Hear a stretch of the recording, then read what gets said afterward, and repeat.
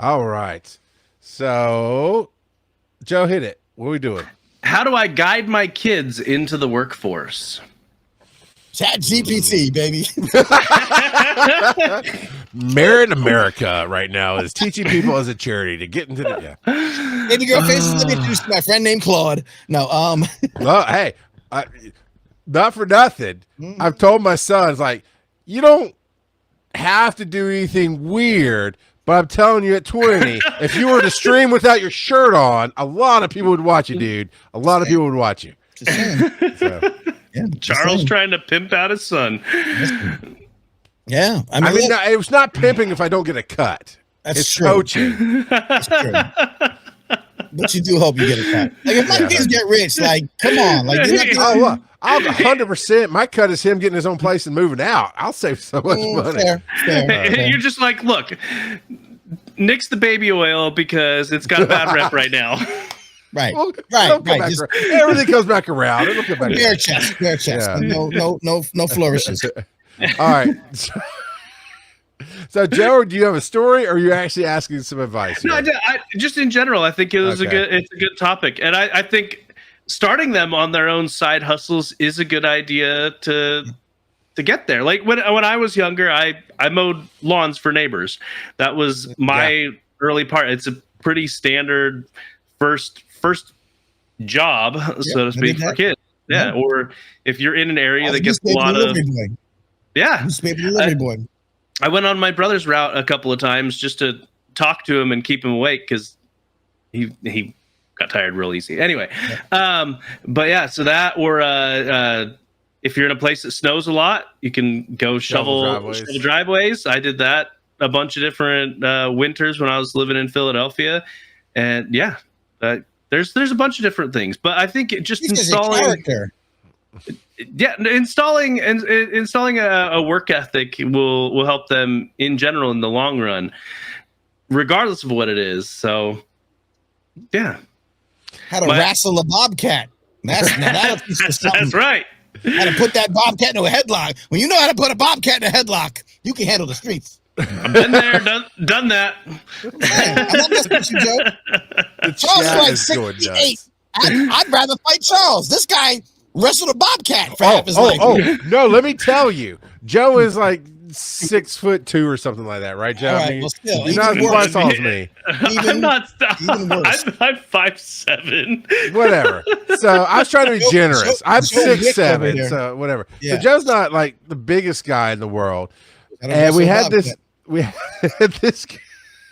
guy giving him grief, Travis, right? Travis is a bodybuilder, firefighter, but he's like 5'10" or something like that, whatever, average height, but he's real buff, firefighter, got the beard, all this stuff. And he said something to Joe. Joe's like, I used to wrestle. He's like, oh yeah, I don't know what he said, but Joe scoops up a grown man into a firefighter carry and starts spinning him. And I've never seen such a macho man be so defeated, just lay there because there's nothing he can do. I know, I'm from New York, man. We recognize game, man. I know Joe. He look all nice and calm and cute. You know what I mean? This guy will kick you across the field. Yeah. Yeah, I get it. I understand. That's what you got to teach. You got to teach your kids to watch out for people like Joe. You just got to make sure you're not fighting in school. You got to do that out of school. That's right. I'll meet you at 3 o'clock in the playground. Bring your pet and I'll bring mine.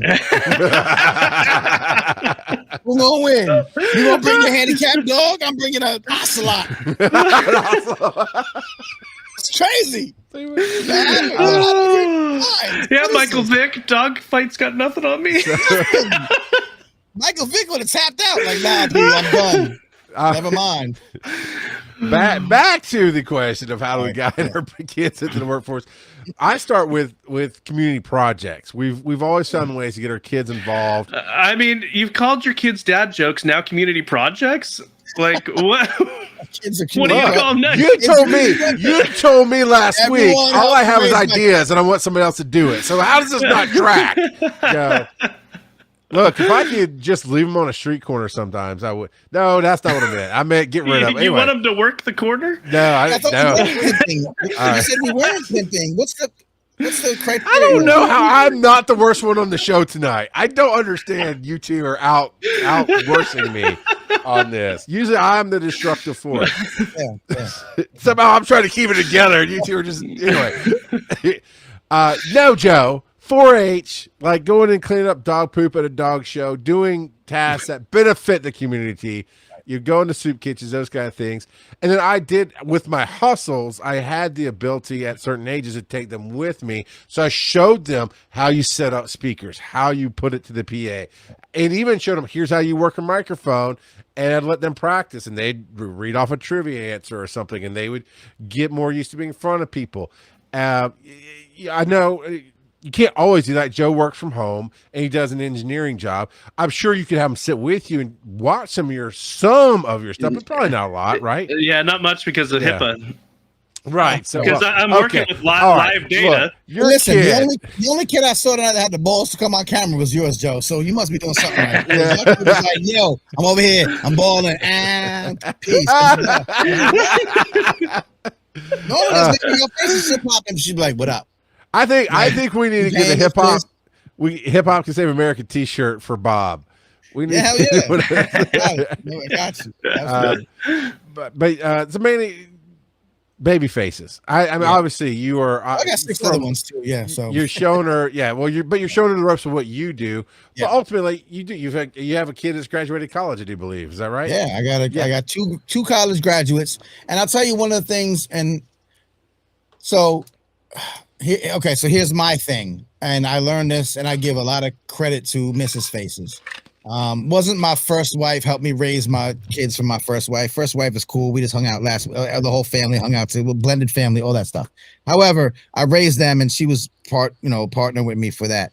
And my son, just one of the clan, the Wu-Tang clan of children. Can't use the word clan necessarily. So I have to preface it with Wu-Tang clan of children. If you just say your clan of children. It depends on what part of the country you're in. Yeah, absolutely. I'm in Georgia and I look like this. So I just got to make sure I'm not crossing any boundaries. Anyway, so he went to college and he was a smart dude, really smart dude. But he was having like trouble. Sometimes college doesn't click with us. It only clicked for me for 26 minutes. I'm pretty smart. I literally just wrote an academic textbook. So I could have gone to college, but I didn't. So whatever. But he was really smart. He was in college, went to Binghamton, was doing well, computer science. Came down for the summer where my ex-wife lived in Atlanta, which is the reason why we eventually made the migration. And they were like, "Oh, I'm hiring." No, my company. My ex-wife was saying her company's IT department is hiring, and maybe you should work, for the summer while you're here. Went to them and was like, "Yeah, we're not hiring for the summer. We're like hiring, but we'll talk to your son if you want." And she was like, "Okay," and I was like, "Yeah, sure." So we interviewed with them, and like they liked them, and they were like, "Hey, you've done pretty well so far. You know some things. We would hire you. We'd give you like." I don't even know what it was. Maybe $40K if I had to guess. Like, you're still 2 years in high school, you get $40K. Like, come on. Plus, we'll help you get certifications. Joe, y'all both know, get your Azure certifications and all your, things. We'll pay you. We'll give you a raise every time you get a certification. Come work for us. And he was like, now I'm the son of a college professor who, didn't go to college. So of course I now want to not skip I want to continue the generational. I think education is super important. I think college is great. And I was like beating them over the head. Like we worked really hard. My wife and I, when we were, they're in high school, go to college. We didn't buy a house. We rented in a really good school district just so they would get a good education. We kind of try to, work the system a little bit. And I was like, I don't know, like leave college. Damn. Like we worked so hard to get him into college and dang, he's going to state school. He's not paying too much. And my wife was like, listen, it might not be the worst idea for him. College isn't for everybody. I know it wasn't for me, but I've also struggled a lot because of it. But I also know that like my son is smarter than me. He's capable. And maybe this isn't necessarily something I want to force him to do. So I guess what I'm saying is, and throughout their lives, the arc was don't force them to do a thing.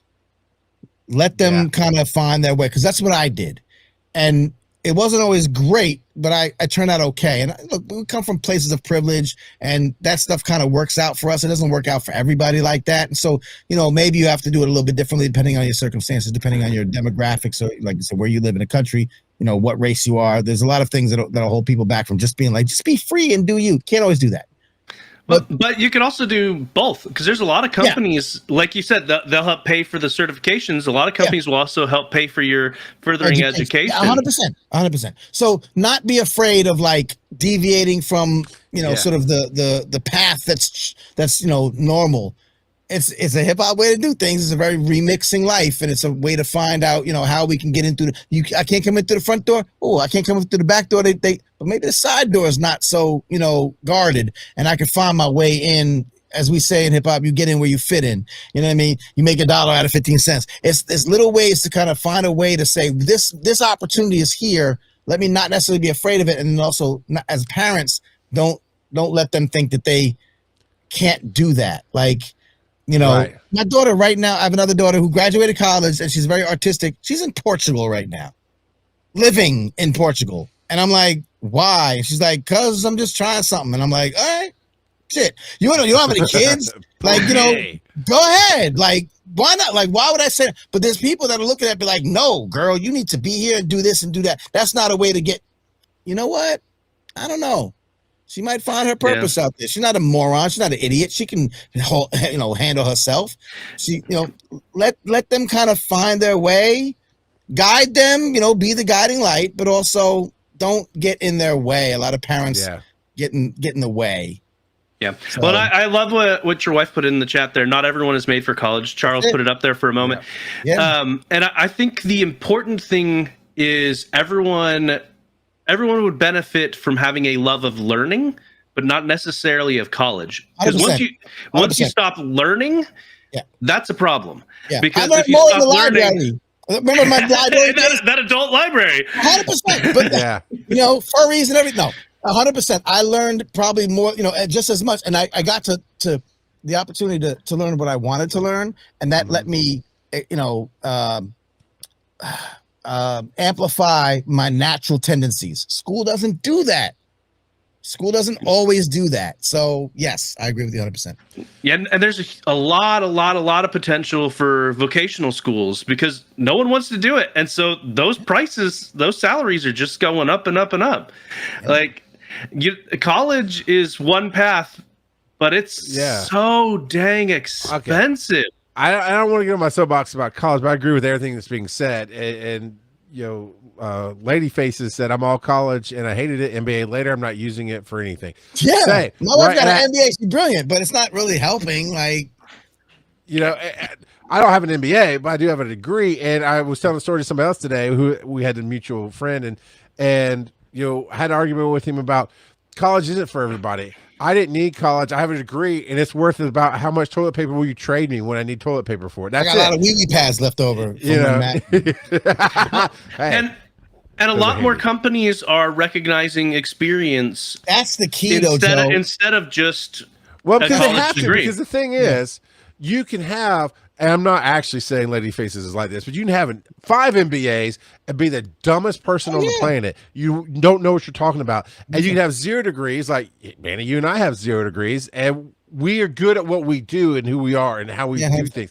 And so the story was, I was having an argument with this guy who believed in, he's like, I was almost got my doctorate and my divorce ruined it, but I'm going to get, and I was like, I have a business and it doesn't matter. I've never used it. He goes, oh, well, I used it for you. I'm like, what do you mean? He goes, I hired you to do social media and this and this and that, but when I saw you had a degree, I actually started considering you for running the school and doing all this other stuff. I'm like, that's dumb because you've known me for years. We worked as paramedics on the trucks together for years. Right. You could look at me and go, you know what you're talking about. And my degree had nothing to do with any of that. And he said it's about finishing something, do something cool. And my friend today said, look, you did it because it's the way the light hits it on somebody else's eyes. They saw you differently. I'm like, great. I spent $11,000 for one guy to see me differently. Yeah. Awesome. Yeah. So I like you say you get in where you fit in. I mean, I know sip out and all that, but that's it. Don't try to fit in where you don't get in. Yeah. It's be you. And that's why I'm talking about, I'm done with the 9 to 5 and all of that stuff because I had one more big lesson learned and it moved me into a position I never thought I'd be so I could run this charity and really have an influence in that world again.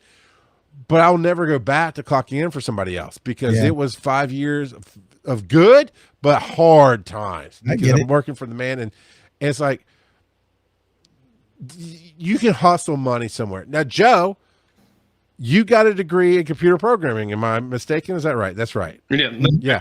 And you're 100% using it and you love it. It got you where you wanted to be. There are some places that need that. And when my son decided to drop out of high school, that's the talk we had. You said it, Manny. You cannot force them to do things. So we had a long talk that I've talked about on the show before, but the quick version was, I know that I made my way with and without school. And it really doesn't matter to me. The schooling I have I don't feel like it did me a service in this world other than maybe some life lessons.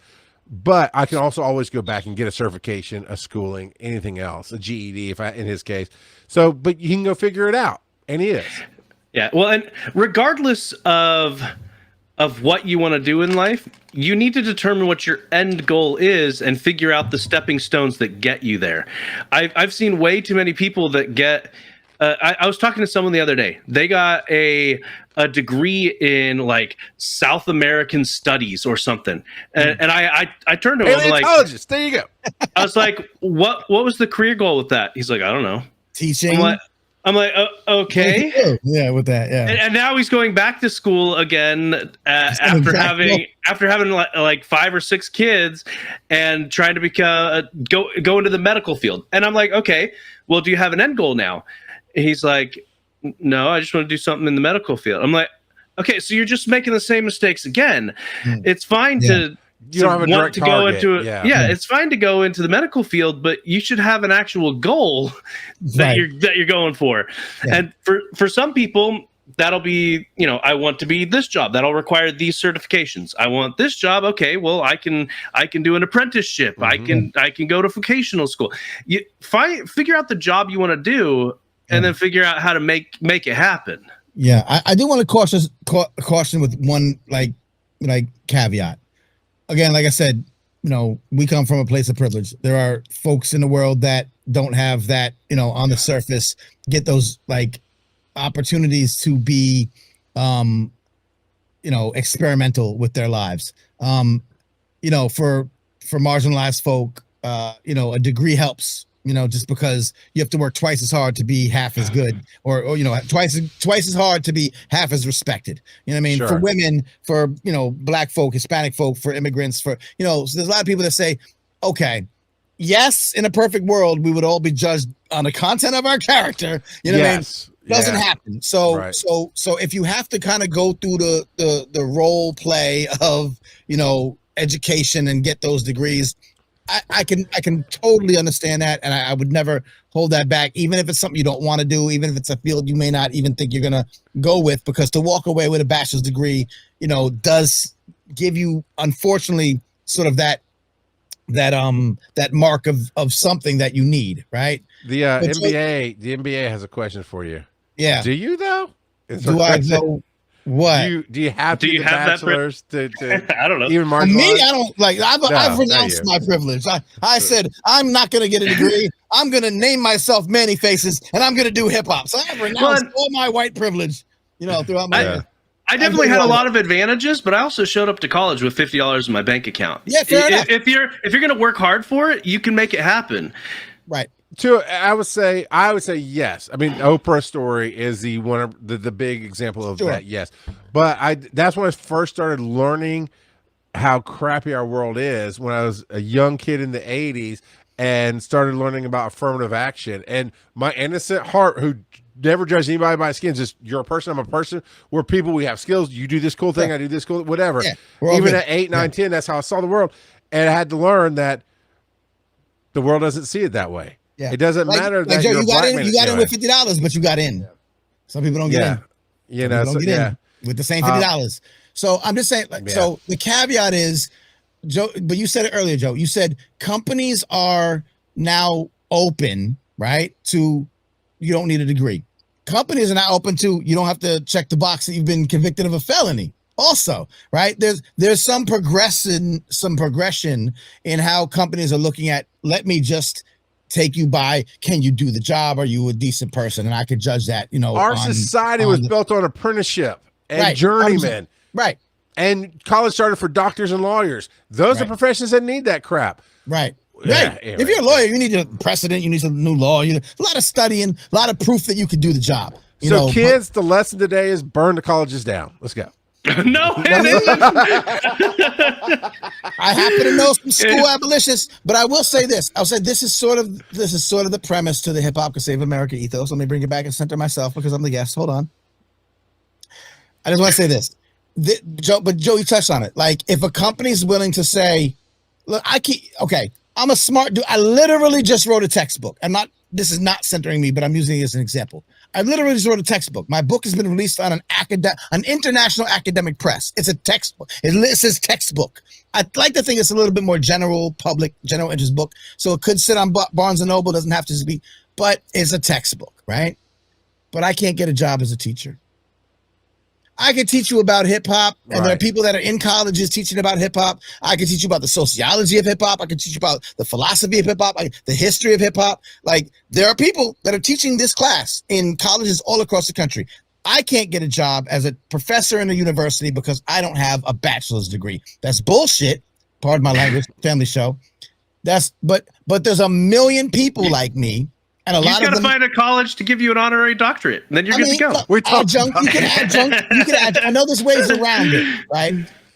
That's me, again, coming from this place of privilege where I should be able to get these things. But there's a million people like me who are, again, from marginalized communities that are 10 times more brilliant than me. I profile a lot of people in my book who talk to those people and do this kind of work that are overlooked by society. They're overlooked by those jobs. So I'm like, if all this brilliance that we've done in aeronautics or medical or all these fields, computer science, right? But I know that the most ingenious people I've ever met are like hip hop heads that probably don't have a degree. Then, oh boy, are we missing out on a giant swath of America that can help add to the ingenuity and the progressiveness and the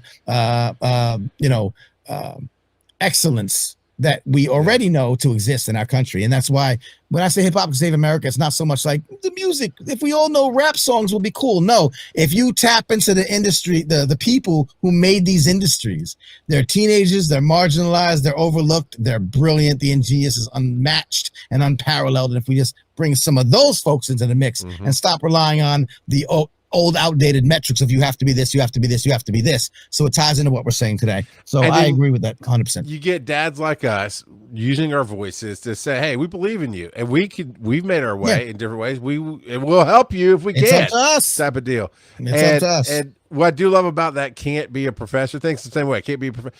I get to guest lecture at Kennesaw State twice a year as a digital media professional, and it's almost hip hop. It's like I stick it to the man. The man says I can't teach you, but guess what? I'm one of your most heralded guest lecturers, baby. Oh, bro, you got two different professors bringing me in. I've spoken at Harvard. I've spoken at Carnegie Mellon. I've spoken at Ohio State. I'm in there too. Like, stick it to the man. Stick it to the man. Let him know I can be here too.